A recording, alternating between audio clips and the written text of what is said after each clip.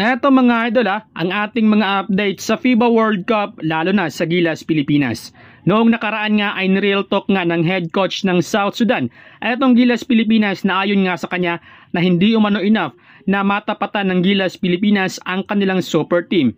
Marami ang napataas ng kilay sa sinabi ng head coach na ito. Ayon sa mga Gilas fans na masyado umanong mayabang ang head coach ng South Sudan. Well, hindi naman natin masisi ang coach ng South Sudan mga idol dahil tinalo nila tayo sa score na 87-68. Though mayabang man ito kung susumahin pero pinatunayan nga nito ang kanyang sinabi na hindi good enough ang Gilas Pilipinas sa kanila. So far, 0-4 na ang Gilas Pilipinas sa kanilang standing. Well, noong nakaraan ay nakagawa ng panibagong record ang Gilas Pilipinas na may pinakamaraming fans na nanood sa opening night ng FIBA World Cup. Pero isa pa sa record na posibleng hawakan ng Gilas Pilipinas ay host country na walang naitalang panalo sa FIBA World Cup since 1982. Posibleng maging pangalawa tayo sa Colombia na walang naitalang panalo. Though nakagawa tayo ng history na may maraming fans na nanonood sa opening night kontra sa Dominican Republic, ay nanganganib naman tayo ng makagawa ng nakakahiyang record sa kasaysayan ng basketball. Ay ito yung record na hindi mabubura, nakakahiya para sa susunod na generation. Kaya kailangan makaisa sila mamaya kontra sa China. Well, silipin naman natin ang naging kaganapan sa second round ng FIBA World Cup. Well, unahin natin ang comeback win ng bansang Italy kontra sa Serbia. Na-upset naman ng bansang Latvia ang malakas na Spain, habang isa pang upset win ng Brazil kontra sa Canada. Ang daming nangyari sa laban ng FIBA World Cup, lalo na ang pagkatalo ng Canada dito sa Brazil. Lalo't alam naman natin na puno ang Canada ng mga talented players mula sa NBA tulad ni Shai Alexander, RJ Barrett, Dillon Brooks at marami pang iba. Habang ang Spain naman ay malaking kawalan talaga para sa kanilang team ang hindi pagsali ni Ricky Rubio dahil sa personal na problema. Kaya dahil sa pagkatalo ng Canada at ng Spain ay sila maglalaban sa do or die game. Kung sino ang mananalo sa kanilang dalawa ay siyang makakapasok sa quarterfinals na magaganap nga dito sa bansa. Binawian naman ni Luka Doncic ang bansang Australia matapos nila itong matalo. Tila binawian ni Luka ang Australia matapos silang talunin para sa bronze medal sa Tokyo Olympics. Nakatakda ng tutungo si Luka Doncic sa Pilipinas para sa quarterfinals. Eto na mga idol, dito naman tayo sa ating Gilas, Pilipinas. Hindi natin maipagkaila na napakaraming pinahanga si Renz Abando dahil sa kanyang pinakitang athleticism sa team. Though hindi masyadong nagamit si Abando sa opensa, pero matunog ang kanyang pangalan sa European League.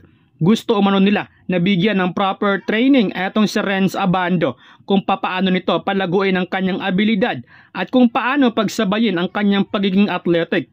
Though masipag na player etong si Renz Abando, pero may nakita pa rin silang kulang dito kay Renz Abando tulad ng clutch basket. Sa Europe kasi ay marami kang matutunang modern move na hindi mo pa nakita dito sa Pilipinas. Malaking opportunity ito kung sakaling tanggapin ni Abando ang offer sa Europe dahil bibihira kasing maimbitahan ang isang Pinoy sa Europe. Unang naimbitahan si Kai Sotto ng Real Madrid noon, ngunit pinili nga nito mag-develop sa Amerika. Kinuha naman ng BC Wolves si Juan Gomez de Leaño at ngayon si Abando naman. Though kahit hindi pa naimbitahan si Abando ay grabe yung kanyang improvement pagdating sa basketball. Samantala, mamaya mga idol, asahan natin na pisikalan ang maging laban ng Gilas Pilipinas kontra sa China. Lalo't alam naman natin ang history ng dalawang kupunan. Importanteng laban to sa bawat team. Una, kailangan may panalo ng China ang laban na ito upang makatabla sila sa Japan kung sakaling matalo ang Japan sa kanilang next game. Importante din ito para sa kanila dahil sa kaisa-isang ticket para sa Paris Olympics. Habang hindi naman papayag dyan na ibigay ng Gilas Pilipinas ang laban na ito sa China dahil dignidad ng bansang Pilipinas ay nakataya dito. Kahihiyan ang abutin ng Pilipinas kung sakaling matalo sila kontra sa China. Dahil kung magkataon, isa tayo sa hahawak ng record na winless host country sa history ng FIBA World Cup. Mahigit 4 na dekada itong hawak ng Colombia. At eto, posibleng mapabilang ang Pilipinas sa listahan na ito. Nakakahiya kung isipin, ano? Kaya may tuturing ang maging laban mamaya na Battle of West Philippine Sea. Anyway, so yung tama yung sinabi mo, Boss Ruben, about FIBA ruling, no, na nai-apply na rin ng PBA kasi in terms of timeout, nakalimutan ko isingit sa iyo kanina, marami nagtatanong, ba't hindi tayo nagta-timeout pagka nag-stage na ng run yung kalaban. Sa first half po kasi, ang FIBA only allows 2 timeouts lang sa first half. So, 1 per quarter yan, halos. And then sa second half, 3 lang po ang allowed sa atin na timeout, no, sa third at fourth quarters. And then pwede mong gamitin yung dalawa sa last 2 minutes. Okay? So hanggang 2 lang. So hindi mo pwedeng i-conserve yung 3 mo ng second half, gagamitin mo sa last 2 minutes. So yun din yung isa sa naging tactical challenge para dun sa mga coaches natin. Okay? Final word. Yung mga nang nagsasabi na ako mag-coach na lang dahil masyado daw ako madaldal. Ito lang po yan, mga kaibigan. Hindi ho porket nagbibigay kami ng aming komento rito, magaling na ho kaming coach. Ang kalamangan lang po kasi namin dito, no, sa Spin, dahil kami po yung mga sports writers, take note ha, legit sports writer po ako, kahit di ako marunong magsulat. Ha?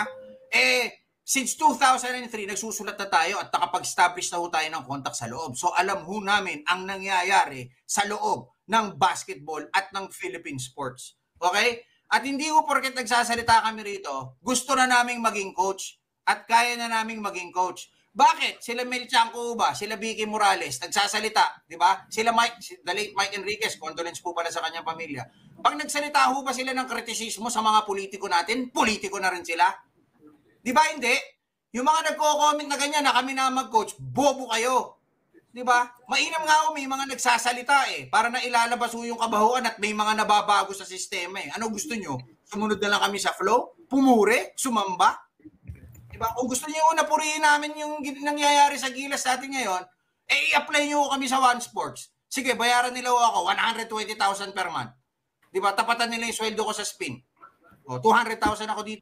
120 na lang, papayag na ako. Ha? Diba? I-apply niyo kami sa One Sports. Kunin niyo kami doon. Diba? Oy, pero boss, in fairness congratulations pala sa One Sports tsaka sa TV5. Ang ganda ng cover sila. Yung mga camera, isipin mo, may super slow-mo pa ng mga dak-dak. Di ba? Ang galing. Ang ganda talaga. Okay, eto, final word na tayo.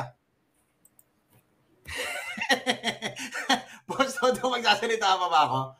Yeah. Ito na final word natin. Coach Chot Reyes, tingin ko tama na po. No? Wala ka naman na dapat patunayan pa Ang dami mo na pong na-contribute sa Gilas. No, since time immemorial, bilang coach ka sa PBA, 'di ba? Ang dami mo na pong nakuhang legasiya, ang dami mo na hong nakuhang honor, ang dami mo na hong nakuhang championship at isa ka sa may pinakamaraming Coach of the Year awards. No? But yung Gilas coaching natin is no longer for you.